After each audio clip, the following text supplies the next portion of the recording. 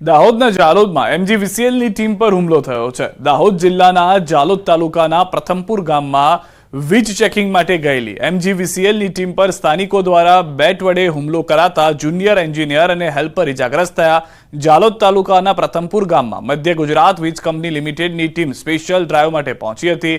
પ્રથમપુર ગામમાં ગેરકાયદે જોડાણ મામલે તપાસ કરી રહી હતી, ત્યારે જ કેટલાક લોકો ફરજમાં અડચણ પેદા કરવાનો પ્રયાસ કરી બોલાચાલી કરી હતી। વાત એટલી ઉગ્ર બની ગઈ કે મારામારી સુધી પહોંચી ગઈ। વીજ કંપનીના જુનિયર એન્જિનિયર અને હેલ્પર પર બેટ વડે હુમલો કરતા બંનેને ફ્રેક્ચર થયા હતા।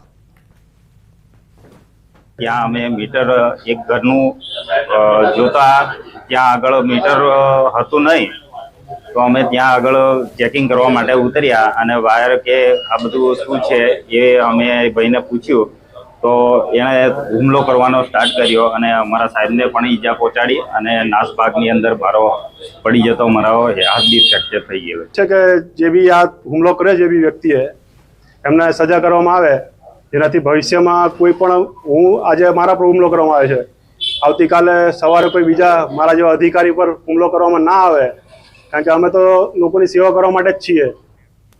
સુરતની સમાચાર। નવસારી બજારમાં બાઇકમાં લાગી આગ। ચાલુ બાઇકમાં અચાનક લાગી ગઈ હતી આગ। ફાયરની ટીમે આગ પર મેળવ્યો છે કાબુ। સુરતથી સમાચાર મળી રહ્યા છે। નવસારી બજારમાં આગની આ ઘટના જોવા મળી છે। આગ કયા કારણોસર લાગી તે હાલમાં જાણવા નથી મળ્યું। કોઈ જાનમાલને નુકસાનની પણ જાણકારી નથી। હાલમાં આગને બુઝાવી દેવામાં આવી હોવાની જાણકારી છે। તો દ્રશ્યો આપ જોઈ રહ્યા છો, ભર બજારમાં વચ્ચોવચ્ચ આ પાર્ક કરેલું બાઇક હતું કે જેમાં આગ લાગી ગઈ હતી। ફાયરની વિભાગને તુરંત કોલ કરવામાં આવ્યો અને ચાલુ બાઇકમાં આગ લાગવાથી ભયનો માહોલ પણ ફેલાઈ ગયો હતો। ફાયરની વિભાગે હાલમાં આગ પર કાબુ મેળવી લીધો છે। દેવભૂમિ દ્વારકાના ખંભાળિયામાં નવી મામલતદાર કચેરી નજીક ઝૂંપડામાં ભીષણ આગ લાગી। અચાનક આગ લાગતા લોકો દોડતા થયા। આગ લાગવાથી ઝૂંપડું બળીને ખાખ થયું। ખંભાળિયા ફાયર વિભાગે આગને કાબૂમાં લઈ મોટી દુર્ઘટના ટાળી હતી। આગ કેમ લાગી હતી અને આગ કેમ કરતા લાગી તે જાણી શકાયું ન હોવાથી સદનસીબે એ પણ જાણકારી મળી રહી છે કે કોઈનો જીવ પણ નથી ગયો, પરંતુ આગ કયા કારણોસર લાગી તે જાણી શકાયું નથી। ગીર સોમનાથની સમાચાર। ખેડૂતો સાથે ઠગાઈનો કેસ। સ્થાનિકોએ મામલતદાર પોલીસને આપ્યું આવેદનપત્ર। બેંક કર્મચારીઓ સામે કાર્યવાહીની માંગ। સહકારી મંડળીમાં ખેડૂતો સાથે છેતરપિંડી। પોલીસે મંડળી પ્રમુખ અને મંત્રીની કરી છે ધરપકડ।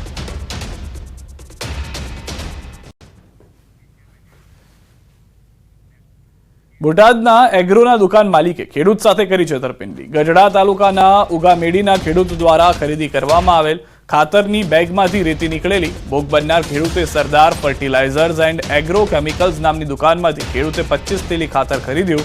એગ્રો માલિકે ખેડૂતને દિવેલના ખોળના નામે સિટી કમ્પોઝ ખાતર પધરાવી દીધું। ભોગ બનનાર ખેડૂતે 23 થેલીનો ઉપયોગ કરી નાખ્યો, પરંતુ 2 થેલી ખાતરને પાણીમાં નાખતા સમગ્ર હકીકત બહાર આવી ગઈ હતી। ખેડૂતે ખેતીવાડી અધિકારીને જાણ કરતા સમગ્ર કૌભાંડનો પર્દાફાશ થયો। એગ્રો શોપ પર 128 બેગોની તપાસ કરતા દિવેલના ખોળની જગ્યાએ સિટી કમ્પોઝ ખાતર હોવાનું અધિકારીએ જણાવ્યું। ખેતીવાડી અધિકારી દ્વારા ખાતરના નમૂના લઈ આગળની કાર્યવાહી હાથ ધરી। આપણે વાવન ગાળો નીકળ્યો એટલે મજૂરને એવું કીધું એમાંથી 2 ખોબા તોડીને લેતો ઓગળી જાય તો આપણે ટીપા પદ્ધતિમાં સડાઈ દેવી। એ 2 ખોબા ડોલમાં નાખીને લાવ્યો હોય એટલે હું ખાટલે બેઠો બેઠો ઓગાળતો હતો। પાણી ડોળું થઈ ગયું, પછી છેલ્લે આમ હાથ નાખ્યો તો કાંકરા લાગી, એટલે મેં કીધું આ ખાતર હજી આપણે ઓગળતું નથી, એટલે પછી મેં એમાં હાથ નાખી નીચેથી કાઢ્યું તો કાંકરા દેખાણા।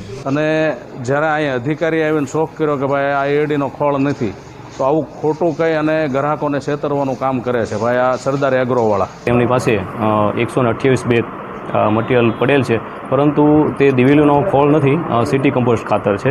પણ ખેડૂતોને એ ટૂંકમાં દિવેલીનો ખોળ કરીને એની વેચાણ કરેલ છે અને એના નમૂના પણ અમે લીધા છે અને નમૂના છે એ લેબોરેટરીમાં જશે, એનું રિઝલ્ટ આવી આગળની કાર્યવાહી કરવામાં આવશે।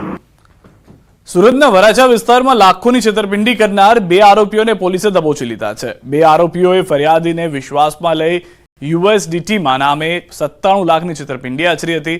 સમગ્ર મામલે વરાછા પોલીસે ફરિયાદ નોંધી આરોપીની ધરપકડ કરી તેમની પાસેથી ₹51 લાખ કબજે કર્યા।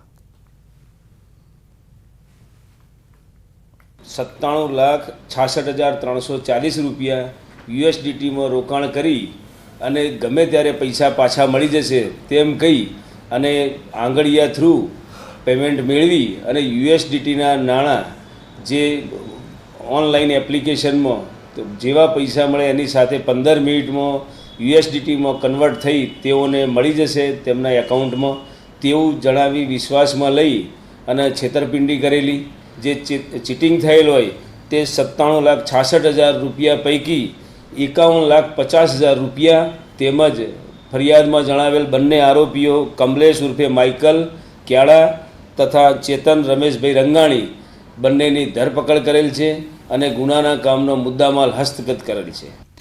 97 લાખની છેતરપિંડી કરવામાં આવી હતી. વરાછા પોલીસ એક્ટિવ થઈ હતી ને ત્યારબાદ તેઓને પકડવામાં તેઓ સફળ થયા હતા. આરોપી પાસેથી 51 લાખ રૂપિયા કબજે લેવાયા છે.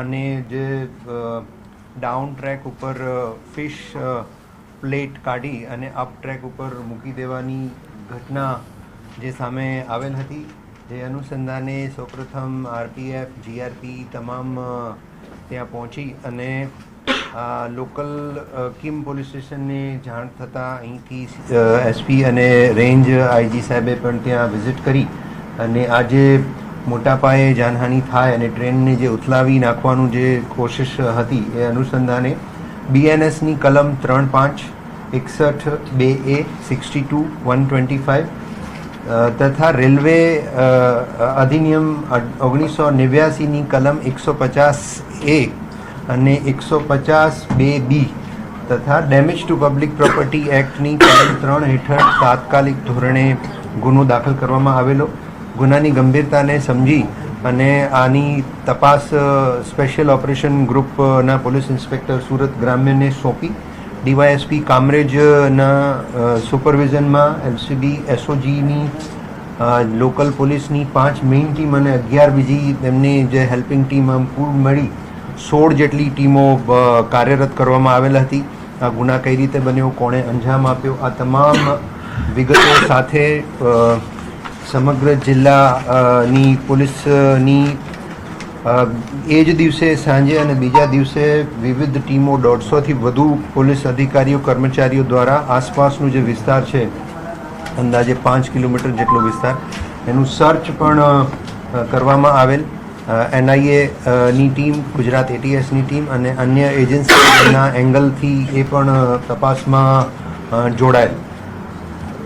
જે સમય અને સ્થિતિ ગુનાવાળી જગ્યાની ચેક કરતા જે આમાં ટ્રેક ઉપર કામ કરનાર કર્મચારીઓ છે એમાંથી સૌથી જૂના કર્મચારી સુભાષકુમાર પોદાર, 39 વર્ષની ઉંમર છે, ઓલપાડમાં કિમમાં રહે છે અને મૂળ ભાગલપુર બિહારના છે.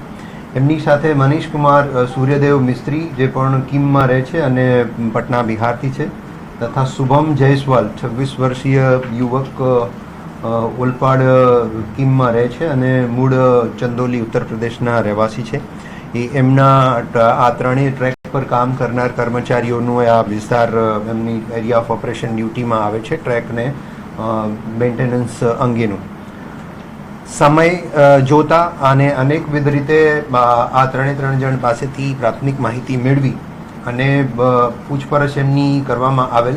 જે સમયે જ્યાં જે વસ્તુ બનેલી અને જોયેલી એને અનુસંધાને પોલીસે એમની પાસેથી જ્યારે એમનું મોબાઈલ ચેક કરતા ખરેખર જે 28 સેકન્ડનો વિડીયો જે 5 વાગ્યા અને 20 મિનિટ પછીના બનાવનું જે બતાવવામાં આવેલ હતું એ વિડીયો રિસાયકલ બિનમાંથી પોલીસે રિકવર કરતા એ વિડીયો 4 વાગે 57 મિનિટ અને 56 સેકન્ડે એ વિડીયો બનેલ હોવાનું ટાઈમ અને ડેટના સ્ટેમ્પ સાથે પ્રસ્થાપિત થયેલ, જેથી પોલીસને આ વિષયમાં થોડું વધારે શંકા થવા લાગી કે આ વિડીયો ઉતારી અને ડિલીટ કરી દેવામાં આવેલું હતું.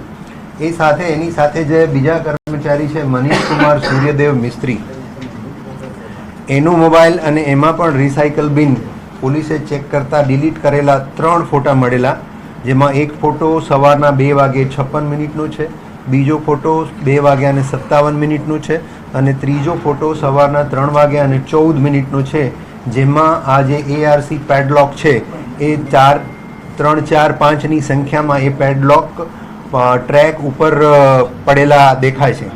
હવે આ બાબતની પોલીસે વધારે ઊંડાણપૂર્વક તમામ ટીમો આ કામમાં લાગી ગયેલી અને આની પૂછપરછ કરતા સુભાષ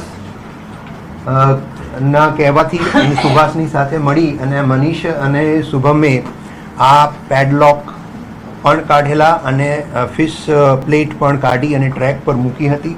ખરેખર જે પ્રમાણે એમની મૂવમેન્ટની તમામ ટેકનિકલ માહિતી રેલવે વિભાગ પાસેથી માંગી અને આવી ગઈ છે, એનું એનાલિસિસ ચાલે છે. એ ટ્રેકને પેટ્રોલિંગ દરમિયાન, ટ્રેકના મેન્ટેનન્સ દરમિયાન આવું કૃત્ય સુભાષના કહેવાથી થયેલું છે, એ પ્રસ્થાપિત થયેલું છે અને 3 આરોપીઓએ આની કબૂલાત પણ કરી છે.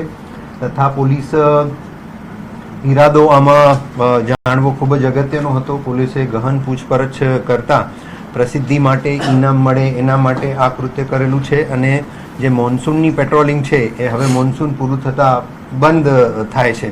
તો જો પેટ્રોલિંગ બંધ થાય તો જે નાઇટનો જે બીજા દિવસનો ઓફ મળે છે એ ઓફ પણ બંધ થાય. એ આ 2 કારણ પ્રાથમિક દ્રષ્ટિએ પોલીસને આરોપીઓની કબૂલાતમાં જાણવા મળેલા છે. તમામની 3 આરોપીની ધરપકડ કરવામાં આવેલી છે અને એમની પાસેથી જે 3 મોબાઈલ મળ્યા છે જે ટેકનિકલ